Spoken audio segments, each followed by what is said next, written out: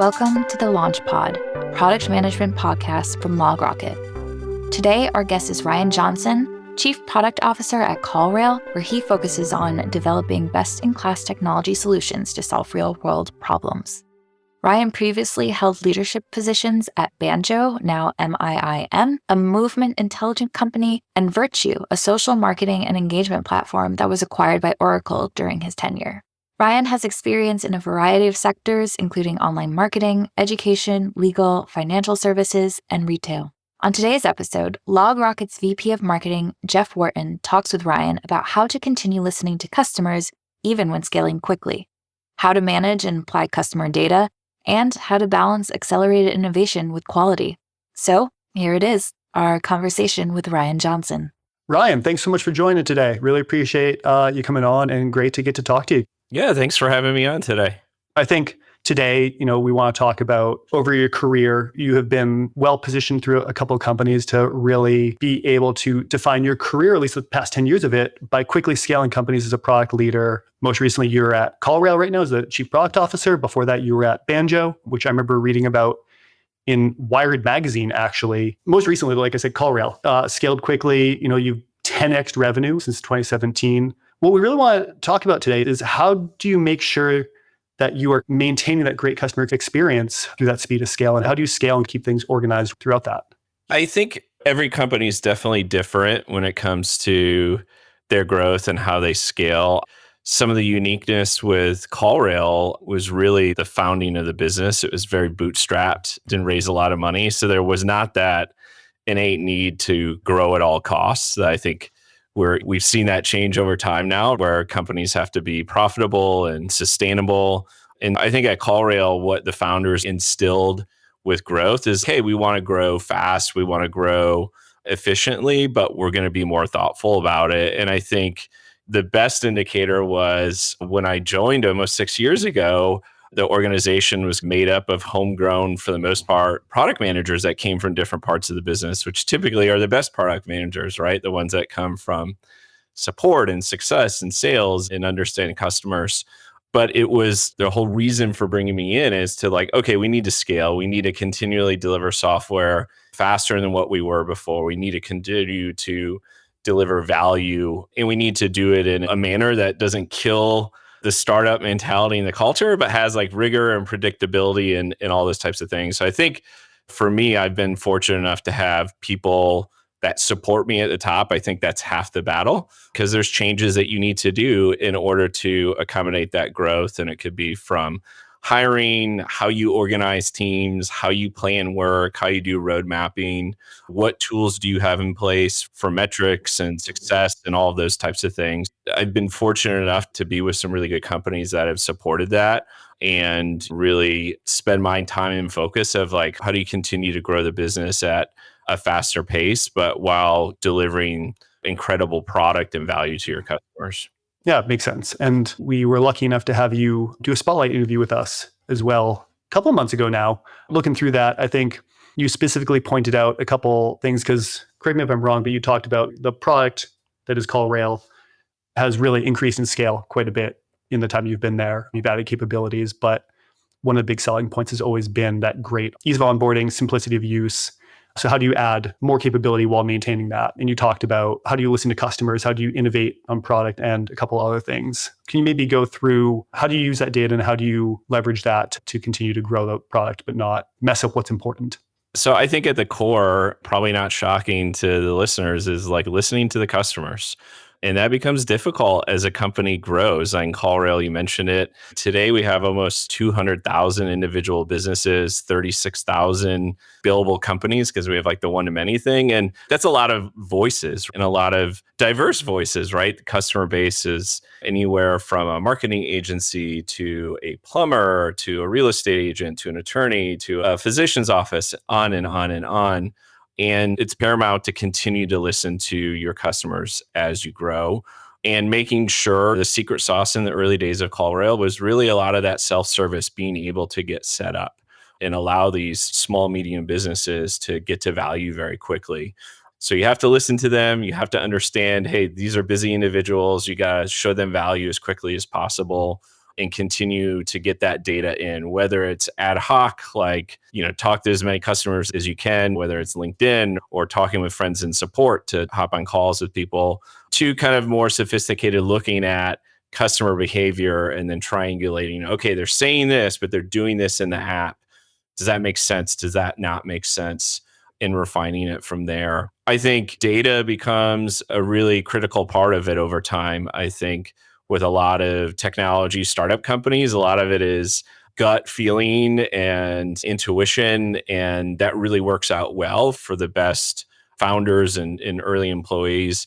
But over time, you have different types of people in the company that maybe don't have that mentality, that are very more methodical on the data sense. So how do you bring in tools and processes to get data? I can tell you in some cases that the easy part is, yeah, we have the data.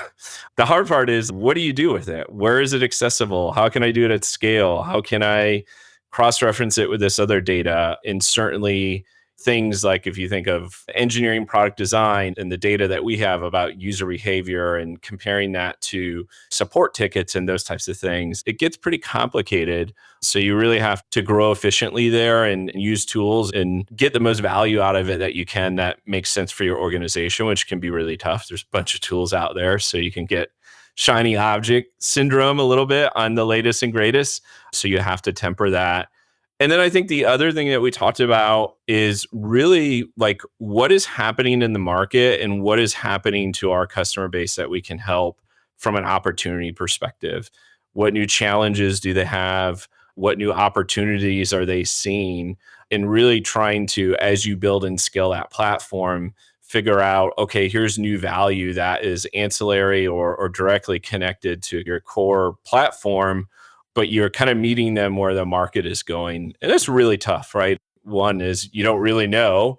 And two, again, you have a lot of voices. There's a lot of activity, especially in the SaaS MarTech space, especially within the last year with all the advancements of AI and everything else there. There's a lot of noise. So continuing to kind of monitor the market and understand where things are going so that you can make sure that you scale the product and the team to be able to support that in the future.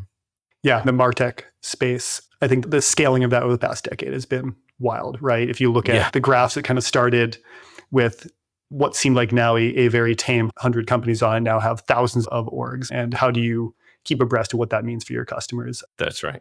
Marketing over here has always been an aggressive feat to try and just keep abreast of how do you not get shiny object syndrome? How do you not?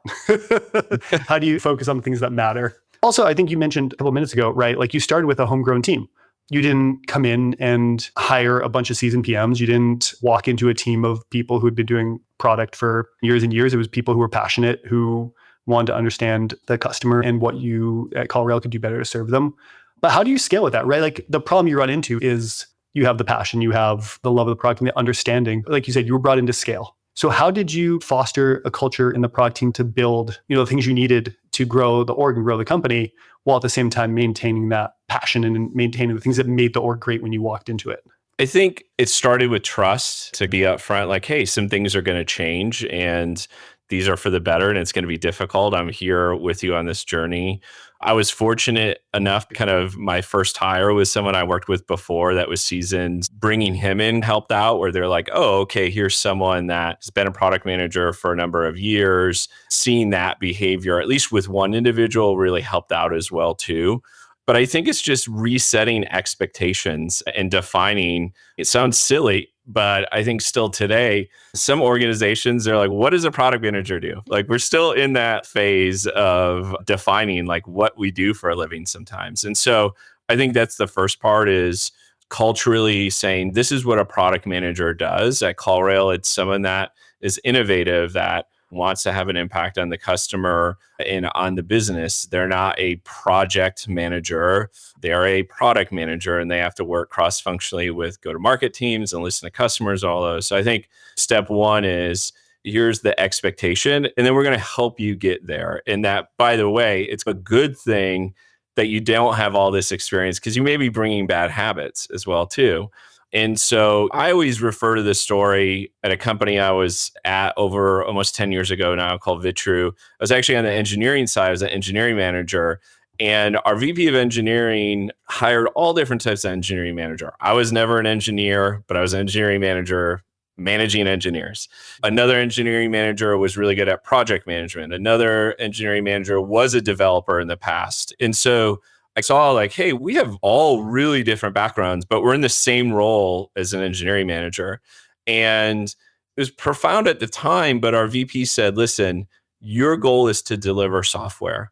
You're not allowed to come in here and say like, well, my PM is weak or my designer is weak and we can't get it done. Like you have to deliver software. You have to figure it out. You have to figure out where those gaps are and help grow these folks. And by the way, you may be the weakest person as well too. So they need to help growing you. And so I think that mentality of taking a diverse set of people and then getting them under the like your responsibilities to deliver software, like really upfront, made it very easy because we knew the expectations. And I think same thing at CallRail, it's just here's the expectations of the PM, but like each individual that has all this different wonderful background, like that was a positive. So let's lean into that stuff. Let's make sure, if you're really good at UX, that you're on a UX heavy product. Don't put you in a back-end only tools product. Doesn't make sense. Or if you're really, really good and passionate on integrations, make sure you have integrations. It's really hard to understand.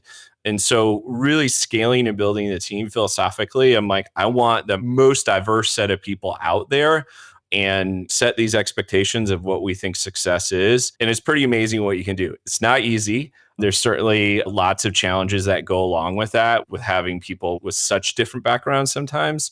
But to me, that's the more fun part of it. And it's certainly figuring out how to be a product manager that scales is fun. And I think the last point here is it's very difficult at a lot of organizations to go from that homegrown startup mentality of this is the way we do it. And like, how does that role change over time? And it continues to today, right? It's no different where their role has evolved from a year ago. There's more people to talk to. There's more people to bring in when it comes to launching a new product. The support team's bigger. The sales team is bigger. There's new people. There's people with domain knowledge that aren't around anymore. So it's always evolving. And then take on AI, like, okay, great, we're building AI products, but how are you becoming a better product manager utilizing these things that are out there to help you be better at the craft and focus more on the craft of delivering incredible products?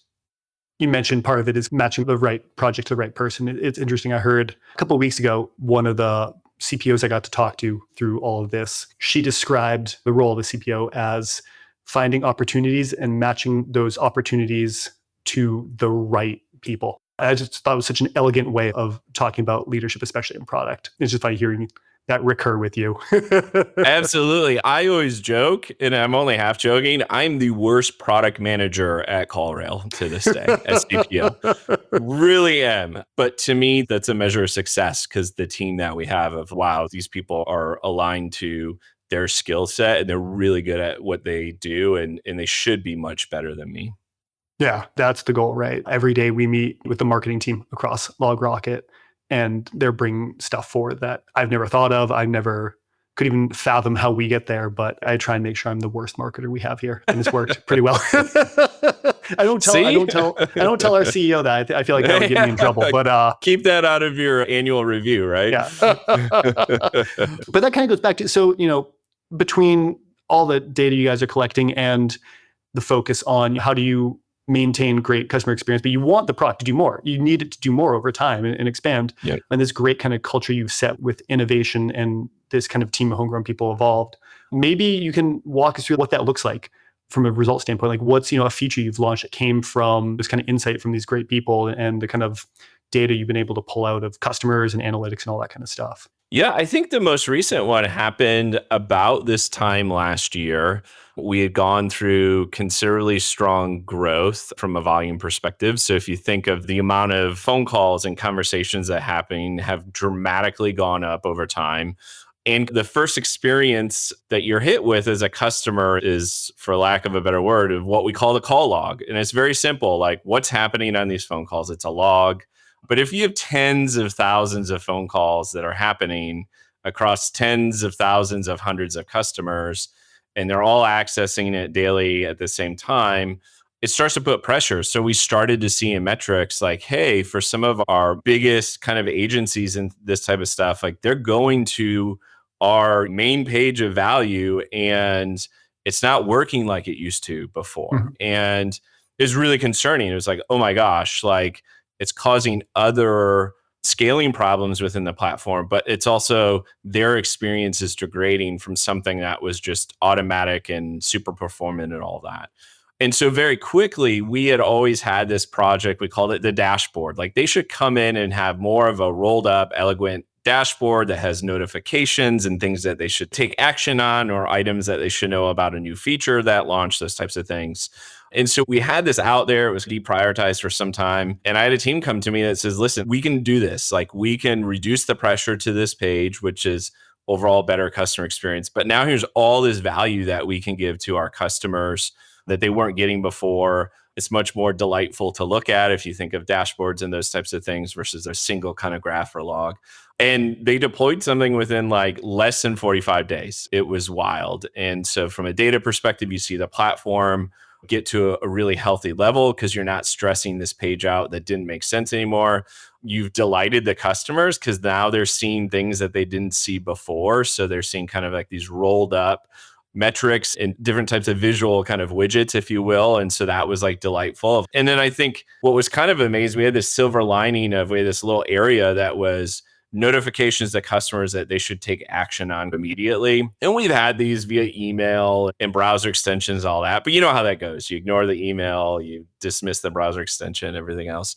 We noticed really quickly our customers in their business needed more phone numbers in their marketing programs to basically keep up with the attribution. Maybe their website had too much volume or those types of things. And so there's an alert that says, hey, if you want to capture all the attribution of these leads, like you have to do this. And within like the first 2 weeks, thousands of people did this before and like a huge spike on the graphs. And we're like, oh my gosh, this is like something we didn't intend. It just happened to be the loudest alert. And now we put it in front of the eyes in the right place.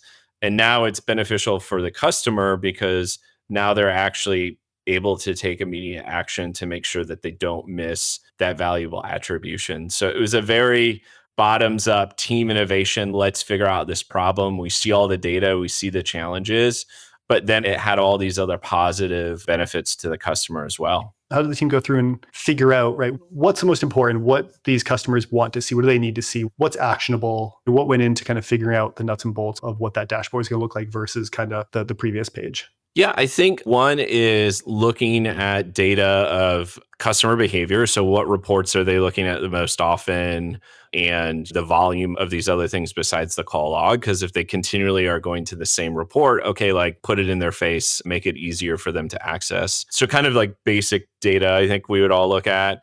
It was customer interviews and listening to support calls as well to say, hey, this customer really only wants to see this at a high level. And yes, we have this report, but it's a big pain in the butt to open it and filter columns and all that. Like really, they just need this. And if you can throw it in a graph, they'll love you. And so I think that was the second aspect of that is listening to the customers. The third aspect was it had to be time boxed, right? This was a thing of, we had this North Star of what this magical dashboard could be.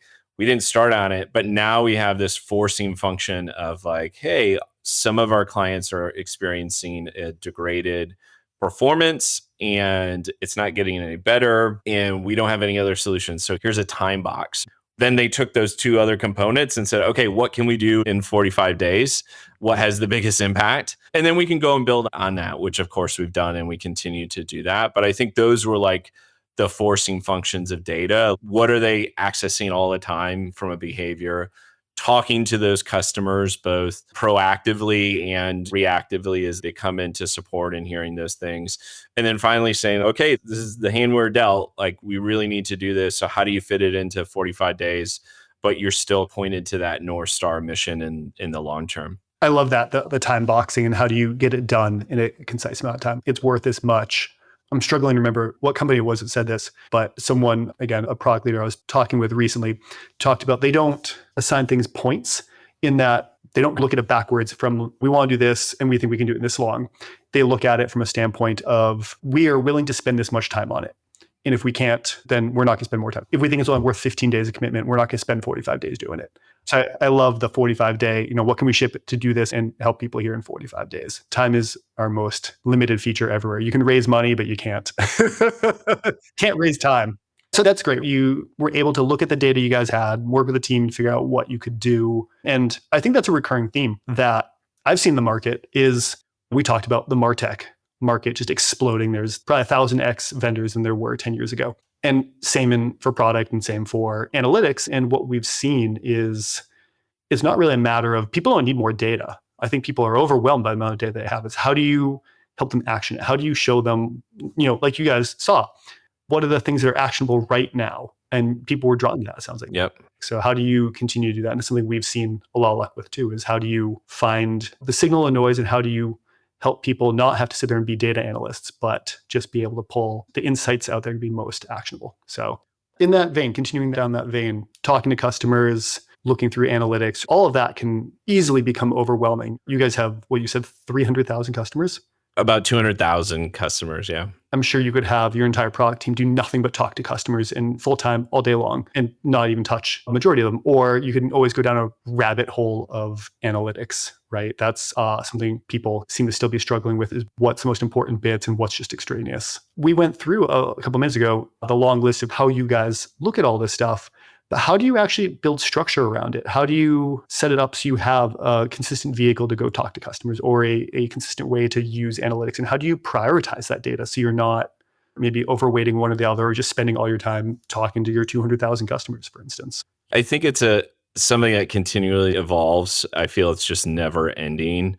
And there's things outside of our control. Like, for example, at CallRail, we have a BI team and they have systems and data that's important to us on the business metric side. And then here we have all the product activity side. And so I think so much of it is just getting agreement of people saying, this is what we're going to do, right? And you've seen a lot of times of these ad hoc, I really want to know what's going on here. Someone goes off and does it. Like, shoot, they may even go direct to the database and get the data. And that's fun. And we've all been there to get that, but that doesn't scale, right? And the people that, a lot of reasons you should not do that. And so I think, a piece of it is as an organization understanding, okay, this is our source of truth. These are the things we're going to use and being open because they all have shortfalls in some way, right? There's always something that this one does really well and this one does okay and vice versa.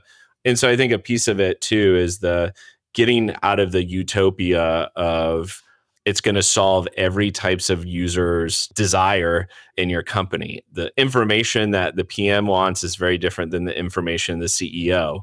But we've all been there where you're like, well, yeah, the PM can have this. And then the CEO has these pretty, rolled up executive things and it all works and they all use the same thing and you should consolidate it. It doesn't happen most often. And it's really aligning the organization beyond, so people outside of EPD to say, hey, this is what we use to look at analytics, to look at performance data, to look at user behavior and what we do with user research, looking at replays of people's activity and behavior, and then being open and honest of what it can and cannot do, and then continually to refine that to say, hey, if it's important to the organization, we should go invest in that, kind of like anything else. So it's almost like an internal product team or thought process to basically make the business case, right? You may need other people's help. You may need more storage to access all this type of data. And so I think the alignment makes such a big difference because I think we've been at a lot of companies, you go in, it's like, okay, this person's using Google Analytics and this person's using this thing over here and it doesn't make sense. And then they're putting it in presentations to the whole company and you're like, whoa. And so I think the alignment on the kind of tools and processes that you use, whether it's requests for new data or whatever it may be, I think that's really the most important thing because it's always going to be dynamic. It's always going to change. There's always going to be some new data point that you need right now. And if you can consolidate and have agreement on what the company has agreed to, not that everybody necessarily has to agree with the decision that was made, but you have to say, hey, this is what we are using. I think that's just half the battle, especially as you scale and grow, because you're not monitoring a small group anymore. Certainly in EPD, we went from 50 people-ish to 150 people. So there's a lot of different people that now can look at things in different ways. Alternatively, though, too, you have to be really careful not to stifle innovation on that. So you have to say, like, this is what it is, but always be eyes wide open for new things out there. Just have a process of how we evaluate it. So that way, if an engineer or a product manager is like, wow, this is really amazing. I get this new data. I've researched it. Would we consider it? Make sure you have those processes too, because you don't want people to get really frustrated. I think Google has like the best reputation for this, right? Like the developers have access to like the best things out there, the best tools, the best data. And so that's why people want, and they get to use whatever program, like all that stuff. Like that's a big reason that engineers want to work at Google. And so if you start to stifle that of like, no, you can't use this at all. So it's just a balance between the two. I think we've all seen the instances where you ask the same question from 3 teams and they'll give you 3 answers because they're using 3 different, data tools or 3 different data sources. Right. And you don't want the answer to change based on who you ask. That's correct. It should be true across the company. That's right. So that actually gets us into an interesting topic, actually, which is scale is fun. The romantic version of the startup is you add 100 people a year and you grow 2x, 3x per year. And all of a sudden you find yourself at some big company. And you've been through that and you've been there. But there's risks there too, right? It's fun to grow in valuation and people and revenue and all that, but also things can get messy and things can cause problems. What are the risks here? What do you look out for as you're growing? What are you kind of aware to be aware of, I guess? I think of 2 different points in my career, very, very different types of examples, experiences that I went through with here of maybe it didn't go so great, or at least it was a challenge. When I was at Banjo, we raised $100 million. We were a 39-person company. So you can imagine a 39-person company, you just got a check for $100 million. And we were working on some of the bleeding edge AI stuff that's really easy now if you think of computer vision and some of these other things. But this was almost over 8 years ago, early days of being a startup that's one of Amazon's biggest customers for GPUs. Like, it sounds ridiculous. And so you have this pressure to grow fast. So we hired a lot of people. And as you can imagine, data scientists and all that were not cheaper 8 years ago by any stretch. So you're expanding the team really quickly. You're utilizing bleeding edge technology where the art of the possible is really unlimited. There's things that I saw every day that were just like mind blowing. I cannot believe this actually happened with this technology in a very, very positive way. And then that elation, that snowball effect, you're growing with employees, you're doing all this. And then eventually you hit like maybe a board meeting or 2 and you start looking at how much you're spending. And then you're like, whoa. Yes, 100 million is a lot, but we spent a lot. And then it was like, okay, go look at your AWS bill. And it was like, oh my gosh, how did we go from 50K to 500K in 3 months? There's no way we're using this, right? Things like that. And then you have to like dive back in and reset and be like, oh no, like that isn't actually needed. We were just growing really fast. People had the right intent. There were things that we used for a test, for some like AI tests. We were testing how can we detect a certain object in a video. And so it took a lot of processing and we spun up this instance and did all that stuff. And then someone forgot about it because we moved on to the next one. That was still running and costing money and all that. In that instance, I think we learned, like we reeled ourselves back in and we were pre-revenue. So we were really focused on the technology. And I think I heard this at a CPO conference. I think we were also, especially in AI, one of the pitfalls is just biting off too much because the art of the possible is just so big and exciting and all that. And I think to our earlier conversation of like a time box to like a value to a customer or go to market, I think that would have helped out more. We just had the elation of, oh my gosh, we can detect a fire in a video. Can we detect water or a flood? Or can we do this over here? How do we triangulate it with other data? And it was just very different in that scale. I feel it was like a seesaw, right? Like we brought it back in and then, the next thing came up. And so I think you just have to be cognizant of that stuff and it's a balance.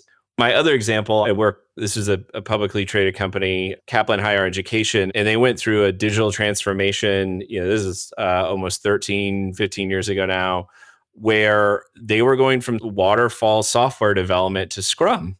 And I happened to join the company and worked in tech and also knew all this financial stuff. And they said, Ryan would be a great product owner. Ryan, you want to be a product owner for this big project? We're going from waterfall software development to agile, and we'll go get your Scrum certification and all this type of stuff. It was very, very exciting. And so that fast pace of evolving to scale, the biggest mistake is they picked the most expensive product in their IT portfolio to go and test this out on. It was a $5 million project, and it was one of the most innovative projects in the whole company. And that's the one they chose to go like, okay, go implement Scrum. Ryan, go manage all these stakeholders where they're used to these big PRDs, and we're going to get it by this date and it's going to do all this stuff. And now you have to go and tell them like, oh no, we only plan work every 2 weeks. And this is what we get in every 2 weeks. And it literally showed me every single way not to implement something like this into an organization. I feel it was probably one of the biggest learning experiences for me because I literally saw all the disasters that can happen. And that made it easy after that. It's never easy, but mentally it made it easy to say like the intent is there. Their intent was to scale with a new way of doing business and new software development lifecycle. But the way that they implemented it, the elation, all that, it was never tempered. It was never challenged. And so those are kind of like two examples of, whoa, it's fun to be innovative. It's fun to grow and scale, but there's lots of war stories as well. That's always the most interesting one. It seems like it's easy to bite off more, or in marketing, I think we have this concept of there's a lot of teams particularly susceptible to like shiny object syndrome, where it's never the sprint. You're not planning the 2-week sprint. You're not planning the month. You're just ongoing campaigns, and then something new comes along, you want to end that. And before you know it, you have 17 pieces of work in progress.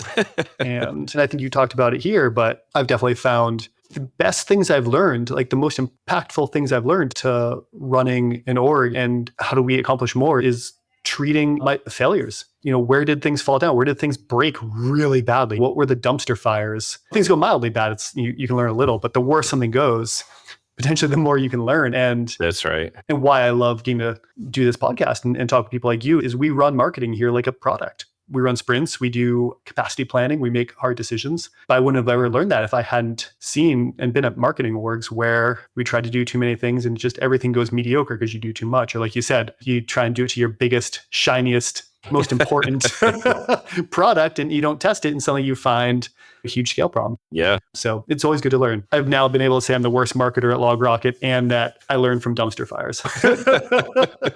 Nice. So I think that's a great background in scale, right? You go through, you need these kind of sources of data, you need people who are passionate, who can really understand it, but also the prioritization mechanisms and the guardrails to make sure you don't take on too much or go outside the rails.